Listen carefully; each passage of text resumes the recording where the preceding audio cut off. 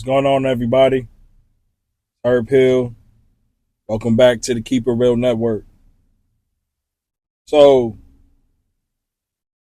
there's a lot of that switcheroo has been going on for a very, very, very long time. For instance, it's kind of wild how the things that were off limits to talk about or even question are now being pushed as the standard. And if you don't go along with it, you're labeled the problem. Like I said, it's like society flipped the script. It's like a switcheroo that happened without them asking, without them informing us, without them showing us that these changes were happening. But now we're expected to just fall in line and believe and accept everything that we're being told, everything that's being forced in our face. We have to say it's okay. No matter what my or what our beliefs are or convictions or our values or our morals or integrity, none of that matters anymore. Because it's you agree with this demonic, satanic, ungodly, wicked, abominable thing, or we're going to call you hateful. But the Bible does say, woe unto them that call good evil and evil good. You know, and this is where we are. This is exactly where we are. Because now things like perversities, all this sexual stuff and sexual orientations and the truth being now called a lie and men acting like females and females acting like men and this and this and that and that. Everything that's being thrown in our face, we have to say, oh, that's a thumbs up. I'm cool with it. But what does it matter? Why does it matter to you what I feel? You know what I'm saying? Now, if I agree with it, you call me hateful. If I agree with it, then I'm cool. But why is it that me agreeing with what you do makes you feel good? But really what it is your verbal and your, what they call it, conformed consent and informed consent. So it's like a written agreement and a verbal or a physical agreement. But really spiritually, that's how you sell your soul. When we do things that we know we shouldn't do, or when we do things that we know we can't do, or when we do things we know that God said we should not do, or something that God told us that we should never do. When you do those things, you're selling your soul in a way. Just like at a job, if you are a CEO and your job tells you, oh, you should never ever have to clean the bathroom. And if somebody over you comes and says, hey, I'm going to need you to clean that bathroom, you're going to be like, no, that ain't in my job description. You know what I'm saying? Like, you're not going to want to do something that you're not supposed to be doing. But here we are in this current world, and everything that we should not be doing, they want us to say it's okay. They want my verbal agreement, but people like me have to speak up. People like this that speak truth, they have to say something. We can't sit here and be quiet no more. Because like I said, at a time where they wanted us to be quiet, when this conversation couldn't be had because it might hurt people, it might offend people, it might make people commit suicide, it might make people feel hated, might make people feel all these different ways, we couldn't talk about these things at that point in time. Nor was there ever a conversation. But now, like for instance, when I was in high school, middle school, I was pretty blunt. I was pretty honest. I was pretty bold. I wore my heart on my sleeves. I was very quiet at the same time, very reserved. But when something was going on in my life, I made sure to tell people. Now, nobody may remember Nobody may care. But that's just the type of person I am. I remember when I was like 11 or 12, one of my teammates' brothers tried to touch me. He was much older than me. I went into the bathroom and he's coming into the stall trying to reach and grab my penis. And I pushed him away and I ran out the bathroom. But that kind of messed me up. But I'm telling people this. I told my family as soon as I got home. I told my friends the next day at school, or that Monday, that following school day. I told everybody. I'm just like, yo, I don't know what happened. I don't know what that was about. It was weird. But this is the type of stuff people go to therapy for. I'm so honest and so bold. I don't care if you try to use it against me and nothing happened to me. The fact that I told you that somebody tried to do something to me, I'm telling you. Not because I trust you, because I'm getting it off me. Like, I don't want to hold this in and be like, oh, I can't talk about this. No, I'm going to talk about it. We need to talk about it. There's things that, as human beings, we need to speak on. You're not supposed to hold something in and let it torment you. Now, another thing that happened to me when I was 3, my father died. I seen my dad die. Now, I could tell this to anybody, but I never mentioned it to my mom until I was 20 years old. And that tormented me. Me seeing my father die, like, I thought she knew, but there was a reason why I just never felt like I could tell her for some reason. Maybe because I felt like it was my fault that he died because I woke him up. And if I didn't wake him up asking me to cook me breakfast, maybe he wouldn't have had a stroke. So I felt like I was the reason for him dying at that point in time. You know, but it took me 20 something years to tell my mom that. Not 20. It took me, if he was 3, or if I was 3 and I turned 20, 17 years. And I thought it was going to be this big monumental healing thing, but it wasn't. That wasn't what I needed. Obviously, I needed Jesus later on, because Jesus wound up taking that whole grief away from me. He took all that pain, he took it away. But I thought that was going to be this big thing that I healed from, but it wasn't. And I'm saying all that to say that the things that we feel we shouldn't talk about, maybe we should talk about. Maybe we should be able to say, now, a job, I worked in many jobs and I've seen the type of conversations in there. And then when it's truthful conversation, they don't want you to say nothing though. They want you to be in agreement with all the wickedness, with all the perjury. They want you to be in agreement with all the things that's considered not right. So you can't talk about politics unless you agree with the office politics. You can't talk about truth unless it is in agreement with the office's truth or your coworker's truth. The only way you could talk about things like that is if you're in agreement. My job right now, they think that I'm a Republican. Now, I'm not a Republican. I'm not a Democrat. I'm not a liberal. I'm not a conservative. I'm not into politics simply because it wears on my spirit. And that's not something I should be doing. Like, I'm not siding with either one of these, but one thing I will say is another thing that we can't talk about. How the Democratic Party has played black people since forever. Lyndon B. Johnson once said regarding the civil rights movement, these N-words have gotten so uppity, I'll make it so that they vote Democrat for the next 200 years. And that's what black people have been doing. Voting Democrat, bar none. And that's not the only reason. It's some of the things that the Democratic Party supports, I cannot support as a man of God.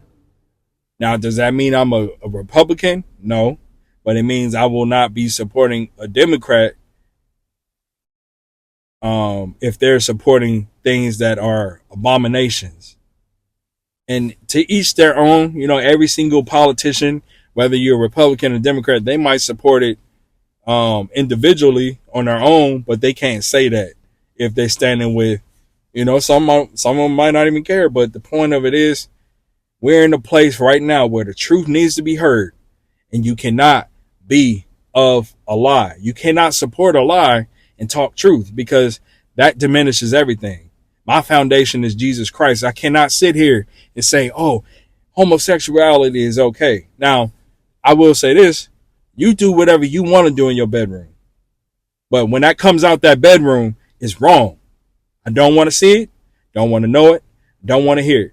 When you are a racist person, you could be racist in your head, but when that comes out, when I see it, I'm gonna check it. You can dislike me, but you better respect me. You get what I'm saying? Like you don't. I'm not gonna target somebody that I know is gay. I'm not gonna target somebody that I know is racist. I'm not gonna target somebody that is sick. But if that conversation ever comes up and it's between me and them, I'm gonna let it be known. I had a cousin. He ain't even, I wouldn't even call him a cousin. This dude's loco, but I had this family member come up to me. Not come up to me. He messaged me through Ancestry 2 years ago. And he connected me to my dad's side of the family. Now, he didn't know them either, but he knew some of the people that knew some of them.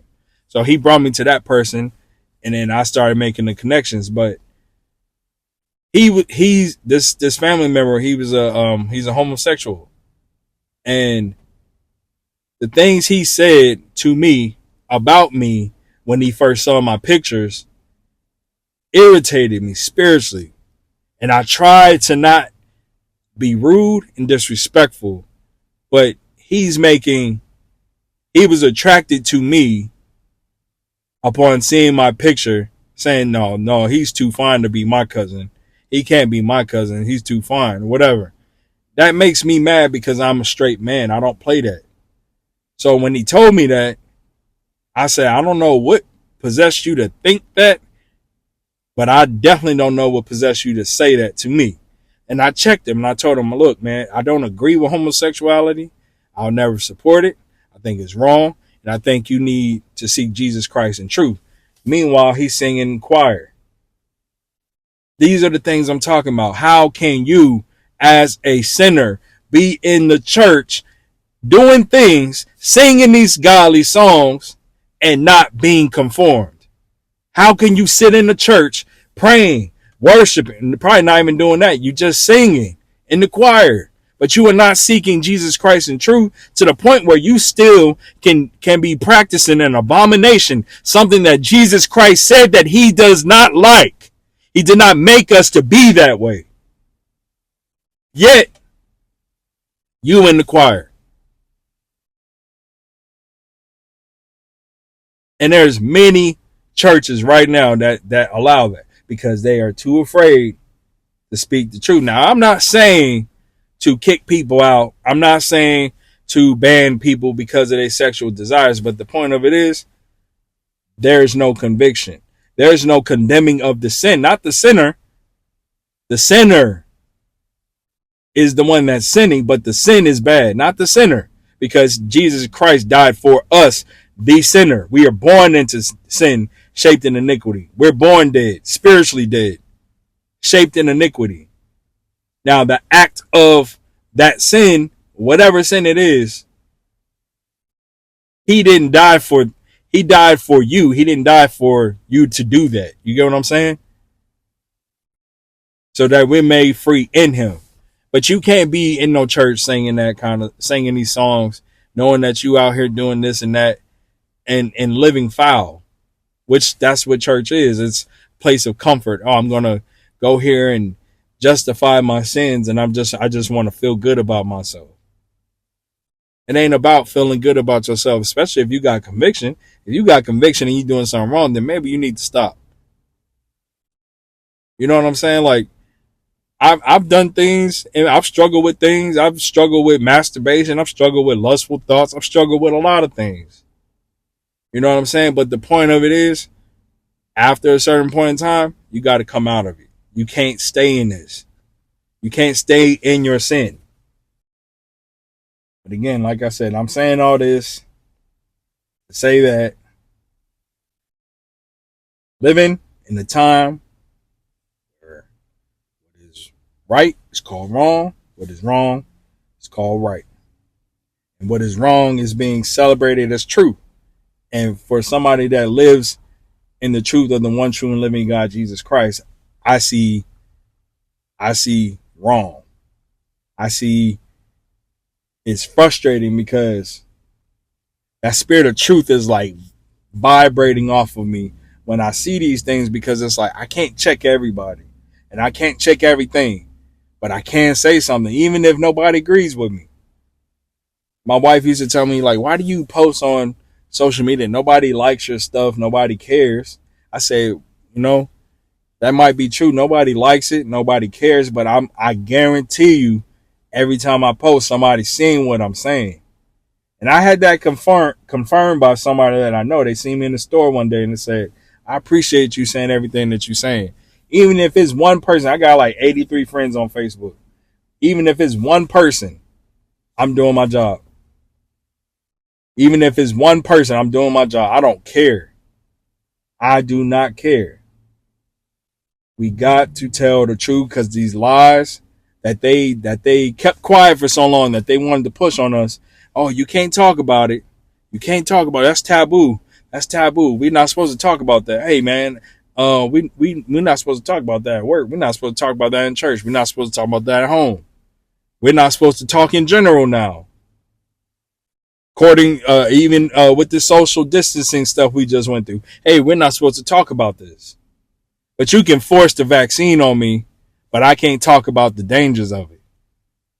Oh, I can't talk, social media was blocking people's posts. Now, all those symptoms that were coming out, things that I did report on, which is why I'm still shadow banned. I hate that word. I hate saying that because I know people are like, you ain't shadow banned, but I feel like I am. I'm not going to lie. Because when I do post something, they will remove my post and tell me, oh, we're removing it because it violates community standards. TikTok, YouTube, Instagram, Facebook, Twitter, I don't use as much. However, I'm not making none of this up. It's the truth. Like, you couldn't say these things back then because they would take your post off. They will remove your post and fact checking and say it's wrong. But if you do enough research on something, you'll know that this is what it is. And now, 5 years later, 4 years later, it is what it is. But they didn't want nobody to know that. They wanted to scare you so much to where you just stuck your arm out blindly, got these toxic injections, and now you messed up, taking time bomb. That's what I'm talking about. That's what's wrong. We can't tell nobody the truth because it's taboo. Oh, we don't want people afraid. We don't want people angry. We don't want people committing suicide. But guess what, man? If you waking up to commit suicide because somebody's telling you the truth, then maybe you want. I'm just saying the truth is the truth. It shouldn't hurt you. It does hurt, but it shouldn't hurt you to the point where you want to take your life. If somebody don't agree with you, fine. Because at the end of the day, it ain't about you. It ain't about me. This whole thing is about Jesus Christ, giving our lives back to him, turning from our ways and giving our lives to him. Our purpose in life is to give our lives back to Jesus. To be renewed, to be conformed, to be healed, to be transformed, restored, purified, sanctified. That's it. Nothing else. It's not to be a drag queen. It's not to be a basketball player, not to be a football player, not to be a store owner, not to be on Forbes list. That's not what our purpose is in life. Not to be no scientist or anything. That's not our purpose in life. But like I said again, when you stand on biblical principles, or you are somebody that speaks common sense, you're labeled an intolerant and a hateful person because nobody wants to hear the truth. And they blurred the lines so good. They did a good job, man. They did a great job at blurring the lines for gender, identities, um, even the truth. They blurred these lines so good to where now you can't even have a healthy conversation about any of these things. And now they're shaming you. They're shaming comedians. They're shaming you if you say something wrong, man. It's like, what world is this? What happened to the term? You remember the term growing up? Sticks and stones may break my bones, but words will never hurt me. Words should not hurt you to the point where you physically are hurt or saddened. Now, I grew up with some harsh words being said to me, man. Like, yeah, I've had to forgive my mom. I've had to forgive my grandmother. I've had to forgive my aunt for saying. I've had to forgive a lot of people for saying a lot of things to me that were not true. Tell me I ain't gonna be nothing. I ain't nothing. I ain't this. I ain't that. I'm not responsible. You know, just things like that being said to you as a child. That's hard. That's hurtful, and it's hard to take that because I could be nothing right now. You know, I could be all these things right now, but I'm something. You know why I'm something? Because I'm somebody to Jesus. I'm nothing in this world, but I'm somebody to Jesus because I gave my life to him. And I'm trying to serve him to the best of my ability. So I don't care if the world calls me a failure. I don't care what the world thinks of me now because I'm a child of God and I'm going to be a child of God and I'm going to walk and serve my God to the best of my ability until my dying day. And that's all that matters to me. You know, it's not that by being somebody that tells the truth, I'm not out here trying to hurt people and judge anybody. I'm not trying to make you feel bad about yourself. But the thing is, in order for us to come out of what we're struggling with, we got to hear about it first. You can't say, man, you know what? Me cheating on my wife, I shouldn't be doing this. It took me cheating on my husband, I shouldn't be doing this. Or me liking young kids, or me liking this, or me liking that, or me stealing from people, me killing people, me wanting to hurt people. Like all these things, people we walk past every single day, somebody got something spiritually going on within them. And it's like they don't know that it's wrong because that's all they deal with. A big one is mental health. A lot of people don't know that you either have an infirmity or you got a spiritual sickness.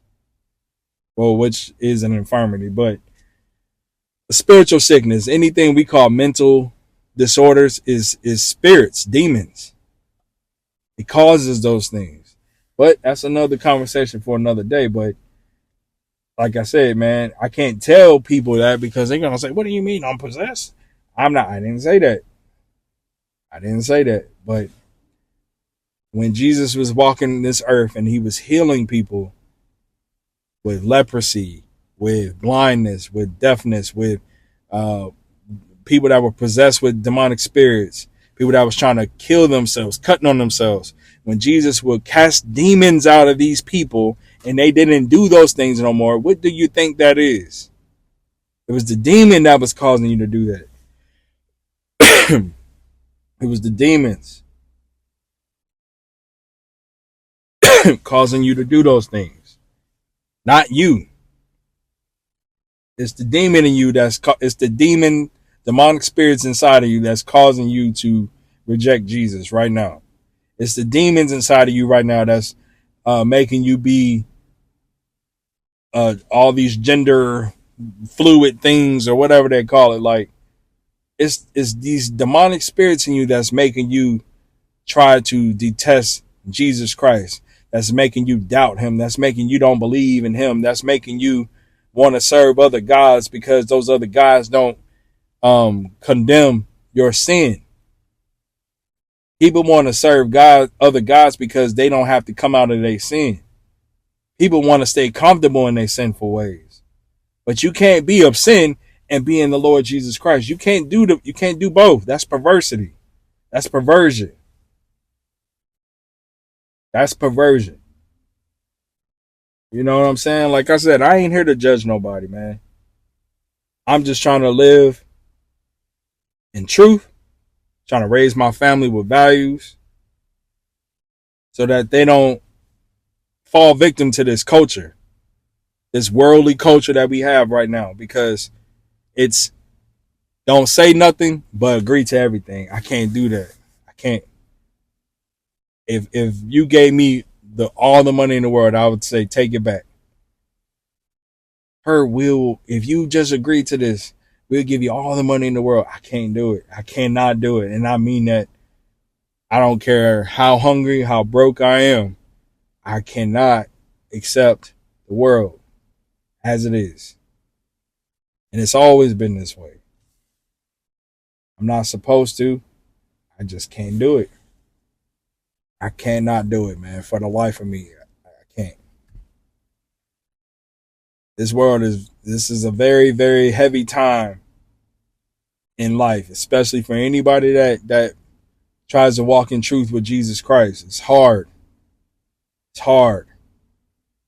But I do feel like voices like mine, voices like anybody that speaks like this, and I'm talking about pure truth. I ain't talking about some. I ain't even talking about worldly stuff. I'm talking about spiritual truth. The spiritual truth is what needs to be heard. There's a lot of blasphemers out there that got platforms. A lot of these people got platforms and they ain't saying nothing. You know, Cat Williams, everybody's saying, oh, he's a prophet. He ain't saying nothing, man. He talking about comedians. He ain't talking about nothing. That's worldly truth. I'm talking about spiritual truth. We can't stand, a true man of God cannot stand with the world. You have to be apart from it. As Jesus said, come out from among them. Come out from among them and be ye separated. He also said, for you are in the world, but you are not of the world. That means we can't be a part of it. I don't know why that's so hard for people to understand, but we are called to come out of the world. We have to. And now, look at the world, man. They got us by the balls. You got to have a phone. You got to have this. You got to have that. You got to be in it somewhat. You do have to teeter-totter around it. With my jobs, I have to talk to these people. I have to be around these people. You get what I'm saying? Like, it's hard, man. This is not an easy life to have. But I would not trade it in. I would not trade my life in. I'm beyond grateful and I'm beyond blessed. But this life ain't for the weak. Serving Jesus Christ in 2025 is not for the weak. It is not for the weak. You are going to be tried every single day, but my faith only grows right now. My faith is only going to grow, and it's going to continue to grow. And I pray that in his will that I keep growing too. Because, man, it's tough. It's tough out here to see all this going on. And you know, I got to set people straight every once in a while. It's called for. I'm not going out of my way to just see people and say, hey, you know what? No. When they come to me with something and we have this conversation, then I got to say it. You know, for instance, I had this lady, I'm a massage therapist too. So I was working on this lady one day and we were talking about Jesus. And I was like, you know, Jesus died for our sins. And she's like, like kind of scoffing at it. I said, what's wrong? She said, I kind of don't believe that. I said, you don't believe that Jesus died for you? She said, no. And then I was like, oh, okay. That was random. Never heard anybody just say that. You know what I'm saying? Because this woman's like, oh, I have it all. I'm rich. I don't have any problems in life. I said, oh, your God is money. You know, I figured it out very fast. I didn't say it to her, but I figured it out when she talks about herself. I knew exactly what she's referring to. And I know why she don't believe that Jesus died for her, because her life is perfect. And there's a lot of people like that. They have a perfect life, so they feel like they don't need Jesus. So later, like that same day, I'm talking about this judgment and the wrath of Jesus Christ. And she said, I don't believe he's going to do that. I don't believe he's going to come to judge and bring his wrath. I said, you don't believe that either? She said, no, I believe he's going to just love. I believe he's going to be of love and all these things. I said, you believe Jesus is going to bring love? She said, yeah. I said, you know what's funny? You denied his love. She said, I did? I said, yeah, you denied his love. She said, what do you mean? I said, when I was talking about him being crucified and dying for our sins, you said you didn't believe that. And she said, yeah, I did say that. I said, you denied his love. And she got quiet. I said, he came here to die for you because he loved you. And you denied it because you don't believe it. So how do you think when he comes back to judge that he's coming with love? He came to save you already. He came to love. He showed you his love. He came from the glory of heaven to come here in human form to die for you, so that you may have a chance at eternal life. And your carnally minded self can sit here and say, oh, I don't believe that. He's going to come here to love. He came here to love. He came here to save. He came here to spare you. What now? She got quiet because she got convicted. That's how I talk to people. I don't talk with hate. I don't talk with pride. I don't talk with arrogance or anything. Like it comes out the way it comes out. I can't help it. That's my delivery. But it's always with love because Jesus Christ is within me. Don't worry about how my speech sounds. Just worry about the message. Receive the message. Don't worry about how I say it. Worry about the message. That's all I got to say, though. Thank y'all for listening. Peace.